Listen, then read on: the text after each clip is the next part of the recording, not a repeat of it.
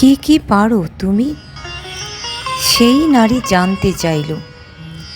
গান গাইতে পারো? আমি বললুম না। ছবি আঁকো? আমি বললুম না।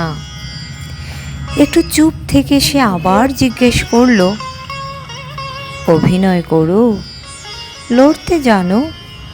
মাটি কোপাতে, ফুল ফোটাতে? আমি বললুম না না না। সেই অপরূপা নারিকেল গাছের ছায়ায় দাঁড়িয়ে পড়ন্ত বিকেলের গোলাপি আলোয় অবাক সুরে বলল, তুমি তাহলে কি পারো?